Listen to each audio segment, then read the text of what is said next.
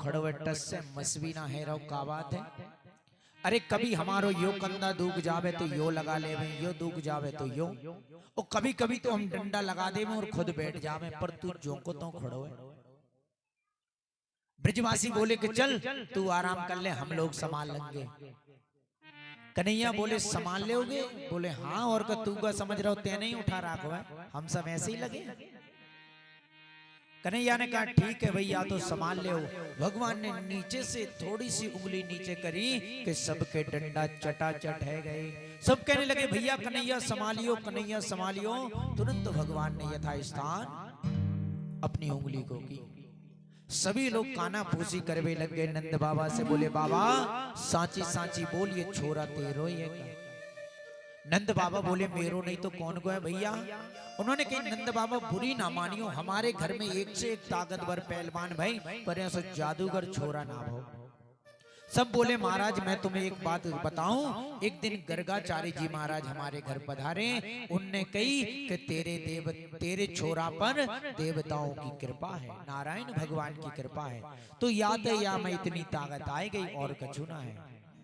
जैसे ही मेघों ने सारा अपना जल बरसा दिया, इंद्र ने आकर के कहा कि जल लेकर क्या। उन्होंने कहा सरकार जितना था सब खत्म। उन्होंने जाकर के भगा दिया और सारा जल समाप्त हो गया और पूरे ब्रजमंडल में धूल उड़ने लगी। लेकिन जल कहां चला गया? जब राम जी भगवान वन में गए थे तब उस समय सीता मैया ने कहा कि ऐसे किसी ब्राह्मण को बुलाइए जिसको हम भोजन करा सकें। ऐसे को मत बुलाना कि दो रोटी खाए और कह दे कि बस, खाने पीने वाले को बुलाइए। भगवान ने कहा ठीक है देवी, ऐसे को ही बुलाएंगे। तुरंत उन्होंने अगस्त्य मुनि से कहा कि महाराज आपका निमंत्रण है हमारी कुटिया में। मैया ने छोटी छोटी कटोरी में 56 प्रकार के भोग लगाए और 56 प्रकार के भोग लगाकर जैसे ही थाली लाए, अगस्त्य मुनि ने सभी को एक साथ डाल लिया थाली में, कटोरी उधर फेंक दी। मैया बोली ये कैसा भोजन, मैंने सोचा था अलग अलग स्वाद इनका देंगे। अगस्त्य मुनि ने कहा देवी ये सब पेट में जाके तो एक साथ मिल रहा है, तो यहाँ पहले ही मिला लो। अगस्त्य मुनि ने भोजन किया और भोजन करने के बाद फिर बोले कि देवी और लेकर के आओ। अब फिर अंदर जाती हैं, फिर जाती हैं, लाकर रखती हैं, तब तक खत्म। फिर जाती हैं, कहते रिद्धि सिद्धि अन्नपूर्णा जी को भी आह्वान कर लिया तो भी अगस्त्य मुनि का पेट नहीं भरा। मैया लथपथ हो गई, भगवान से बोली प्रभु आप ही कुछ करिए। भगवान पास में बैठे तुलसी का पत्र थाली में रख दिया तो तुरंत अगस्त्य मुनि को डकार आ गई। अगस्त्य मुनि ने कहा सरकार आपकी पत्नी कह रही थी कि किस किस का स्वाद कैसे, तो भगवान ने अगस्त्य जी ने सब बताया कि कड़ी में इतना नमक कम था, इस सब्जी में इतनी मिर्ची ज्यादा थी, इसमें इस चीज की मात्रा कम थी, सब बता दिया उन्होंने एक एक करके। और अंत में अगस्त्य मुनि ने कहा सरकार जल पिलाइए। भगवान ने कहा इतना जल हमारे पास नहीं है भैया, तुम भोजन इतना कर गए। बोले हम तुम्हें त्रेता में भोजन और द्वापर में पानी प्रदान करेंगे। तो आज द्वापर में जितना भी जल गिरा तुरंत भगवान ने अगस्त्य मुनि का आह्वान किया और अगस्त्य मुनि सारा जल का पान कर कर चले गए। भगवान ने यथास्थान गिरिराज जी को रखा और ब्रजवासियों के साथ आनंद से चलने लगे। आगे बढ़ते चले जा रहे हैं, सभी ब्रजवासी हाथ जोड़ करके पीछे खड़े हैं। भगवान ने पीछे मुड़ के देखा भैया तुम सब हाथ जोड़ के कैसे खड़े हो। वो बोले महाराज अरे तुम तो भगवान हो और भगवान होकर के हमसे कछु अपराध बन गए हो भैया, तो हम कैसे छुड़ा पावेंगे। अरे अब तक हम तो उसे कहा कहा ना कियो, जब चाहे तेरे कान पकड़ लियो तो को घोड़ा बना लियो, तेरे ऊपर चढ़ गए, तेरे साथ हमने कबड्डी खेली और भैया कहा ना बनो, आज से हम तेरे साथ खेल व्यवहारे नहीं। भगवान कहने सोचने लगे कि ये अभी तो हमारी सुंदर सी लीला चल रही थी और इसमें अभी हाल माधुरी आ गया तो सब लीला खत्म। इन लोगों ने अगर मुझे भगवान समझ लिया तो एक अलवारी में ला करके बिठा देंगे, 2 अगरबत्ती लगाएंगे, 4 चिरौंजी चढ़ा देंगे, हो गया खत्म। भगवान ने कहा हाथ जोड़ के कहा कि भाई ब्रजवासी तुम को भगवान काय को बना रहे हो। ब्रजवासी बोले भैया तू भगवान ना है तो कौन है या बता।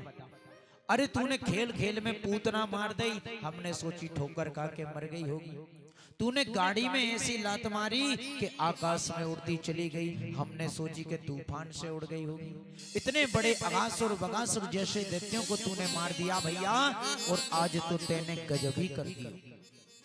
अरे 7 कोस को इतना विशाल पर्वत तेने एक अंगुरिया पे उठाई लिया। भगवान मुस्कुराए, कहने लगे ब्रजवासी एक रहस्य की बात बताऊं। ब्रजवासी बोले वहां भैया बता ले का तेरी रहस्य की बात। कन्हैया बोले मेरे देवता ने एक मेरे कान में एक बात कही। बोले कहा? बोले मेरे देवता ने कही कि जो तो को देखेगो बाकी शक्ति तो में आ जावे। तो ब्रजवासी तुम सब मोह टुकुर टुकुर देखने लग गए, तुम सबकी शक्ति मुंह में आ गई, या तो मैंने गिरिराज जी उठा लियो। सभी ब्रजवासी भोले भाले प्रसन्न हो गए। भैया पहले तो तू माखन मिश्री चुरातो तो अब तो तेने हमारी ताकत ही चुरा ली, बहुत बड़ो चोर है। बोलिए गोवर्धन भगवान की जय। सभी ब्रजवासी पुनः कन्हैया के हृदय से मिले, गले से मिले, पुनः भगवान का सभी के प्रति प्रेम वापस लौट आया। और इंद्र ने सुंदर सा अवसर पा करके सुरभि गाय के साथ आकर के गिरिराज जी का अभिषेक किया, भगवान से क्षमा प्रार्थना मांगी। भगवान ने तथास्तु कह करके सभी को विदा किया। भगवान ने कभी अपने ऊपर ये नहीं लिया कि मैंने गिरिराज उठाया है। भगवान ने कहा कि जो माखन मिश्री मैया बेचती थी उसे तुमने खाया है, उसी से तुम में ताकत आई है, उसी से एक गिरिराज उठाया है।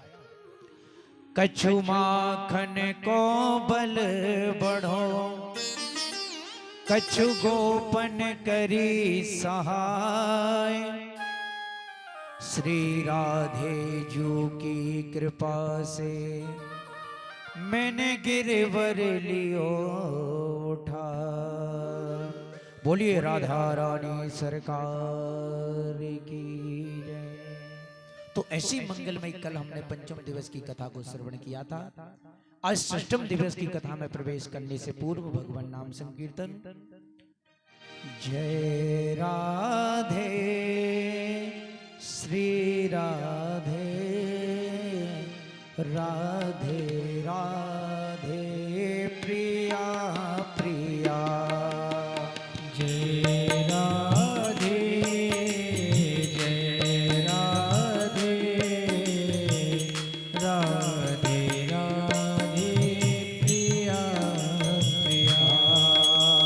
जय राधे श्री राधे, राधे राधे प्रिया प्रिया। जय राधे जय राधे, राधे राधे प्रिया प्रिया। जय राधे श्री राधे, तो राधे राधे प्रिया प्रिया। जय राधे जय राधे, राधे राधे प्रिया प्रिया।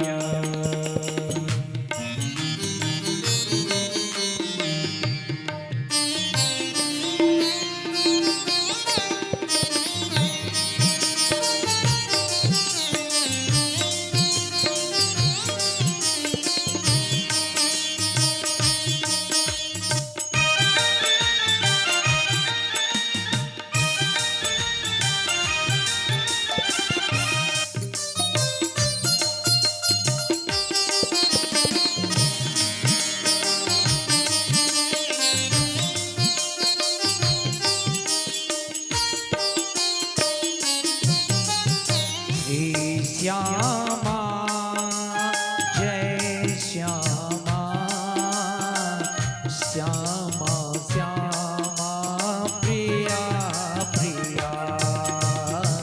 जय श्यामा जय श्यामा, श्यामा श्यामा प्रिया प्रिया। जय श्यामा श्री श्यामा,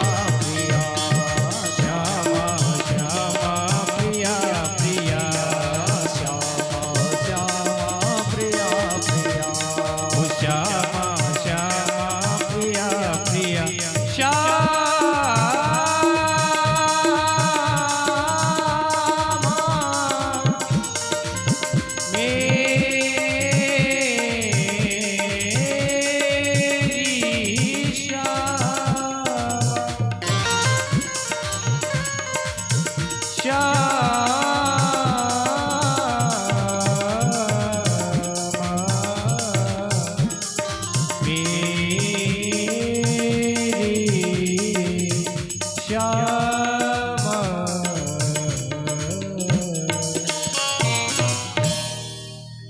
बोलिए राधा रानी सरकार की जय हो।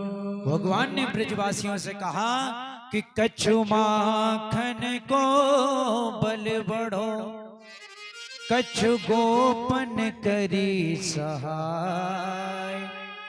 श्री राधे जू की कृपा से मैंने गिरिवर लियो था। कछु माखन को बल बढ़ो, कछु आप सबने सहारो कियो, और किस थोड़ा वृषभानु नंदिनी श्री राधा रानी के ही स्मरण से मैंने गिरिराज जी को उठाया है। बोलिए राधा रानी सरकार की। और भगवान के गुण अनुवाद जब तक नहीं गा सकते जब तक राधा रानी कृपा नहीं करेंगे, क्योंकि सरकार मानेगी तभी तो कोई काम कर पाएंगे। तो श्री राधा रानी परम सरकार है वृंदावन की, तो जो भगवान के चरित्रों को गाना है तो श्री राधा रानी को मनाना पड़ेगा। अहम इंद्रो हि देवानां तुम गंधर्व इंद्रगत, गोविंदाय लोके तु गस्यन्ति विमोनवा। 10वीं के दिन इंद्र आया और 10वीं के दिन इंद्र ने आकर के 10 श्लोकों में भगवान की स्तुति करी। सुरवी गाय ने भगवान का अभिषेक किया। तो हम और आप गिरिराज जी जाते हैं तभी गिरिराज जी के ऊपर दूध चढ़ाते हैं। इंद्र ने आकर के सुरवी गाय ने आकर के अभिषेक किया। गिरिराज जी पर ऊपर जाकर के देखेंगे तो जहां गाय ने अभिषेक किया है वहां दूध की धारें आज भी पत्थर में बनी हुई हैं। भगवान के चरण कमल बने हुए हैं। जो गाय भगवान चराते थे वो गाय के खुर भी वहां पर बने हुए। ये गिरिराज जी कौन है? जब समुद्र पर पुल बांधना था तो हनुमान जी महाराज लेने के लिए गए, लेकिन रास्ते में ही उन्हें पता चल गया कि सेतु निर्माण हो गया, उन्होंने रास्ते में ही छोड़ दिया। तो गिरिराज जी ने कहा भैया ना तो हम इधर के रहे ना उधर के, जिस स्थान पे थे वहां भी काम नहीं आए और जहां जाना था वहां भी हमारा उपयोग नहीं हो पाया, बीच में पटक दिया। हनुमान जी ने कहा चिंता मत करो, द्वापर में भगवान का फिर जन्म होगा, फिर तुम्हारी भगवान अपने ही स्वरूप में पूजन करवाएंगे। तो आज गिरिराज जी का जितना महत्व, बांके बिहारी का जितना महत्व है उतना गिरिराज जी का भी है। भगवान गिरिराज जी को अपना ही स्वरूप मानते हैं। अब आया एकादशी का दिन और नंद बाबा एकादशी का व्रत रखते थे। कल भी एकादशी है। एकादशी का निर्जला व्रत रखते थे। एकादश्यम निराहारम सबद्देन जनार्दना, इष्णन्तु नंद दो कालिंद्या द्वादस्ते जलमग्निया।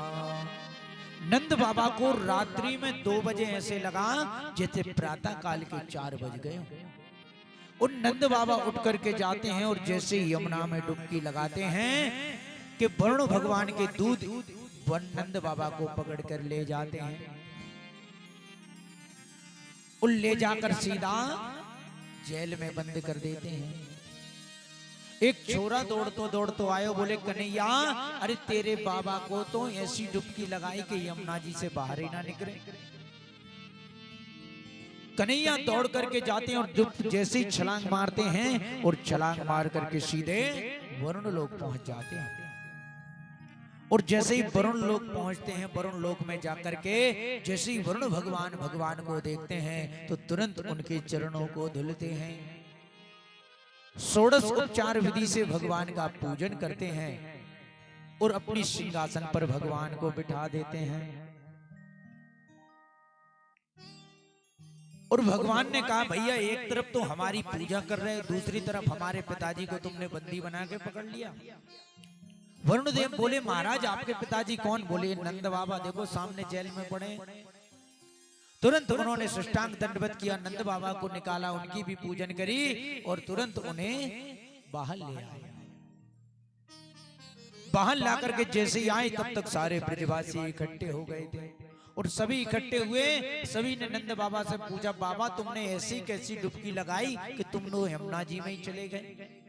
नंद बाबा बोले भैया तो को कहा बताऊं, अरे मैंने सोची कि प्रातः काल ब्रह्म मुहूर्त 4 बज गए और मैंने जैसे ही डुबकी मारी तो 2 तगड़े तगड़े छोरा आए और मुंह को दबोच के ले गए और ले जाके उन्होंने मुंह जेल में पटक दियो भैया। पर ना जाने कहां ते मेरो कन्हैया घूम तो आ गयो। और यो जैसे ही पहुंचो के जाके उन्होंने बड़ी सेवा करी, बड़ी पूजन करी और फिर जब बाने याने मेरो परिचय दियो तो बाद में फिर मेरी भी खूब पूजा भई। अब तो सब ब्रजवासी आपस में काना फूंकी करवे लगे, कह लगे भैया अब तो मानो या मत मानो निश्चित रूप से यो भगवान है। सभी ब्रजवासी हाथ जोड़कर कन्हैया के सामने कहने लगे अजनता माम के नाम मूढ़ कार्ये निवेदना। बोले भगवान हमारे अपराध को क्षमा करो, अब हम तुम्हारे साथ ना खेल बेवारे, हम तो अपने घर चले। कन्हैया ने हाथ पकड़ लियो, बोले ऐसे कैसे जाओगे, इधर रुको। बोले ना भैया तू तो भगवान है, अब हम तेरे साथ ना रुकवे वारे। भगवान ने कहा एक बात बताओ, मैं भगवान हूं कि ना हो या चक्कर को छोड़ो। अगर मैं भगवान भयो तो तुम कहा करोगे या बताओ। ब्रजवासी बोले भैया तू भगवान बनो रे, हमें मतलब ना है तू तो अपनो बैकुंठ हमें दिखाई दे कि तेरो बैकुंठ कैसो। भगवान ने कहा बस इतनी सी बात, चलो रंग जी मंदिर वृंदावन गए होंगे, रंग जी मंदिर है ना सोने के खम्मा वाला, उसी के बगल में ब्रह्मांड कुंड है। भगवान सभी को वहां ले गए और ले जाके भगवान ने कहा इस ब्रह्म कुंड में डुबकी लगाओ, जो इसमें डुबकी लगा देगा सीधा बैकुंठ पहुंच जाएगा। इतना कहा कि सभी ब्रजवासी धम्म धम्म से कूद गए और धम्म धम्म से कूद के सीधे वैकुंठ में निकले। और जैसे ही बैकुंठ में निकले तो सभी इधर उधर देखने लगे, बोले भैया अपनो कन्हैया कहाँ है, ये तो दिखाई ना दे रहा। सबने कही भैया काऊ से पूछ ले। एक 4 हाथ वाला व्यक्ति चला आ रहा था, उससे पूछा भैया राम राम। बाने मुंह पे उंगलियां धर के कह दई मौनम मस्तम। यहाँ सब मौन रहते हैं, बात करने की जरूरत नहीं। अब ब्रजवासी घबरा गए, भैया ये कैसो देश, यहाँ तो को काऊ से राम राम ही ना कर रहा। एक ब्रजवासी बोलो भैया अलग अलग देश की अलग अलग परंपरा हो, अलग अलग है। वृंदावन जाओ तो राधे राधे, अयोध्या जी जाओ तो जय श्री राम, उज्जैन जाओ तो बम भोले की वैष्णव देवी जाओ तो जय माता जी, और हमारे तुम्हारे घर आओ तो बाय बाय हाय हाय, ये चलती। तो ब्रजवासी ने वही कही भैया अलग अलग जगह की अलग अलग परंपरा होंगी, हमारे यहाँ जय श्री राम चलती, यहाँ चलती यहाँ उंगली पे मुंह पे उंगलियां धल वो चलते होगो। कोई से राम राम की बत्तल मुंह पे उंगलियां धल लो तो है गए। ब्रजवासी कहने लगे भैया अभी तक हमने सुन राखी थी 4-4 हाथ वाले, यहाँ सब 4-4 हाथ वाले डोल रहे हैं। सभी ने कहा भैया ठीक है, लेकिन अपनो कन्हैया कहाँ है। एक ने कहा भैया देखो वो 1000 फन वालों सर्प के ऊपर कोई सो रहा है, बाकी सकल हमारे कन्हैया जैसी मिल रही है। सभी ने कहा हाँ निश्चित रूप से हमारो कन्हैया है। और सभी लोग आगे बढ़े कि जैसे ही जाते हैं आगे सेवक लगे होते हैं, हाथ लगा देते हैं भैया जिसको फूल चढ़ाना है पत्ते चढ़ाना है यहीं से चढ़ाओ, पास में जाने की इजाजत नहीं।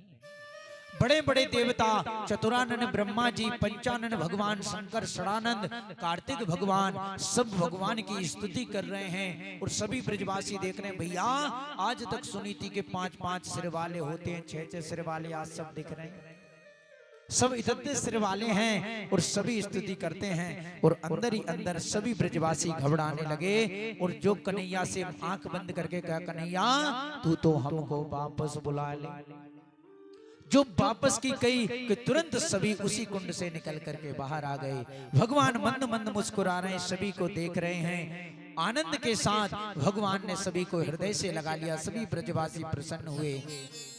सभी ब्रजवासी बोले भैया कन्हैया अरे तेरो बैकुंठ तो बड़ो जोरदार, बड़ो आनंद आ गयो भैया, और तेरे बैकुंठ में तो बड़े ठाठ हैं भैया। हम तो सोच रहे थे तू 100 फन वाले सर्प को नाथवे में डर लग रहा हो, तू तो 1000 फन वाले सर्प के ऊपर सो रहा हो भैया, तेरे तो बड़े ठाठ, तेरो बैकुंठ तो बड़ो जोरदार है कन्हैया, आनंद आ गयो। बोले कैसो लगो, आनंद आयो? बोले आयो, लेकिन एक बात कह कन्हैया। बोले हाँ बोल। बोले बुरो ना मानियो। बिल्कुल ना। बोले देख भैया तेरो बैकुंठ बढ़िया है, लेकिन बैकुंठ में हमें आनंद ना आयो। एक तो तेरे पास ना जान दे, मैं दूर से ही खड़ो कर दे। बाप बैकुंठ से बढ़िया तो हमारो वृंदावन है। जब चाहे तेरो कान पकड़ के घोड़ा बना ले, तेरे साथ कबड्डी खेलें, गैया चरावे जावे। तो भैया तेरे बैकुंठ से अच्छो तो हमरो वृंदावन है, हमें ना चाहिए तेरो बैकुंठ, तू अपने पास धर रह। ब्रजवासियों ने भगवान के बैकुंठ को भी पीछे छोड़ दिया। बोले हमें नहीं चाहिए तेरो बैकुंठ, बातें बढ़िया हमारो वृंदावन है। सभी आनंद के साथ वृंदावन में कन्हैया के साथ उत्सव मनाते रहे। बहुत सुंदर सा भाव आया। एक दिन भगवान कृष्ण के मन में गोपिकाओं से मिलने की उत्कंठा हुई। आज तक गोपिकाएं भगवान से मिलने के लिए लालायित रहती थी कि हम उन कृष्ण का कब दर्शन करेंगे, कब अंग संग। लेकिन आज सभी गोपिकाएं अपने घर के कार्य में लगी। आज कन्हैया के मन में उनसे मिलने की उत्कंठा उदय हुई। शरद पूर्णिमा की सुंदर सी रात्रि है। भगवन पीनता रात्रि शरदोत्फुल्लोक मल्लिका, वीक्षम्रन्तो मनश्चक्रे योग माया तपस्विचा। शरद पूर्णिमा की सुंदर सी रात्रि है और कन्हैया ने सभी गोपिकाओं से मिलने की उत्कंठा के लिए आज बड़ी ही सुंदर सी बंसी बजाई। इतनी सुंदर बंसी बजाई, कहते हैं बंसी तो 2 बार बजी। एक बार पहले भी बजी, वेणु इदम राजन्या, पहले भी बंसी बजी, लेकिन पहले की बंसी सभी ने सुनी। पहले की बंसी गायों ने भी सुनी, पशु पक्षी ने भी सुनी, सबने सुनी। लेकिन इस बार जो बंसी बजी वो केवल उन गोपिकाओं ने सुनी जिनका भगवान ने चीर हरण किया, जिन्हें भगवान ने महाराज में आने का निमंत्रण दिया था।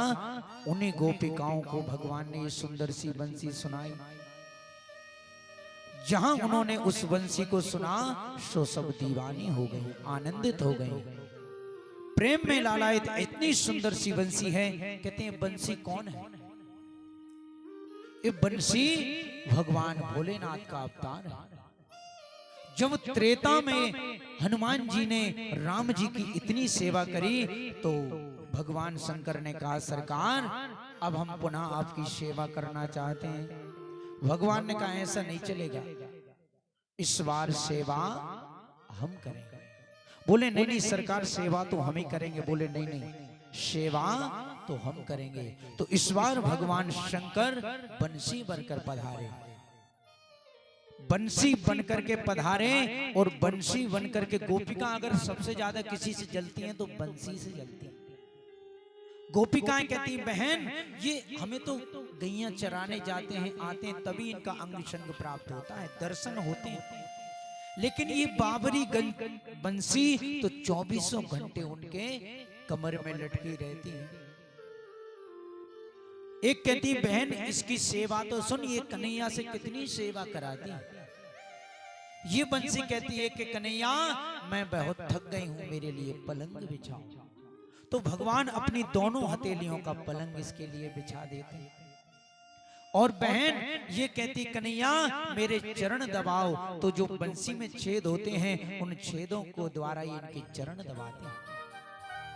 कहती बहन ये पलकों से उनको हवा करती है। ये कहती कन्हैया बहुत गर्मी लग रही है, मुझे हवा करो। तो भगवान अपने पलक रूपी पंखों से उस बंसी को हवा करते हैं। कहते हैं अपने अधरों से लगा करके जब उसमें श्वास फूंकते हैं तो अंदर वो बंसी शीतलता प्रदान करती है। सभी गोपिकाएं कहती हैं बहन ये बहुत बाबरी बंसी है, सबसे ज्यादा गोपिकाएं बंसी से ही चिढ़ती हैं। अरे हमें तो कभी कभी उनके अंग संग प्राप्त होते हैं, लेकिन आज सभी गोपिकाएं घर के काम में लगी। भगवान ने सुंदर सी बंसी बजाई, सभी गोपिकाओं ने सुनी। मेरे हमदम मेरे हमनसी ले गई दिल मेरा बांसुरी। मेरे हमदम मेरे हमनसी ले गई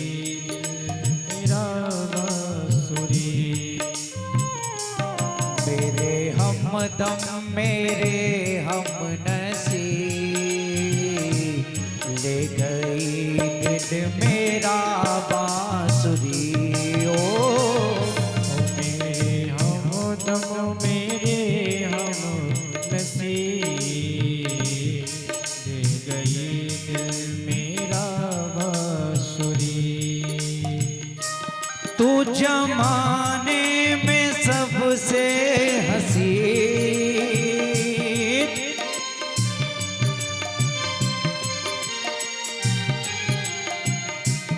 तू जमाने में सबसे हसीन, ले गई दिल तेरा बांसुरी। ओ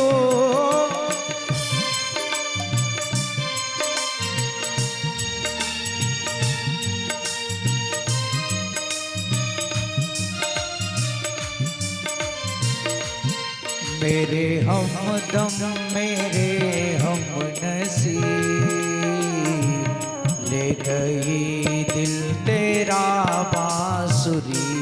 ओ मेरे हमदम मेरे हमनसीब,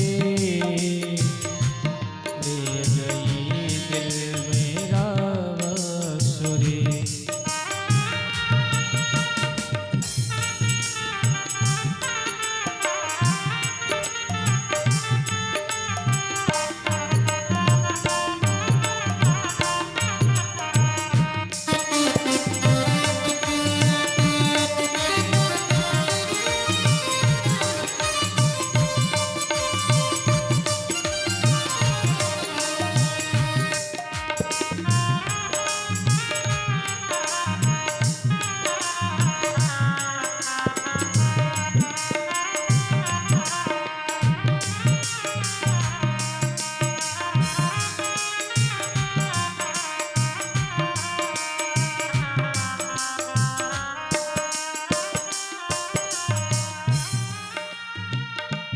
जब से देखा तुझे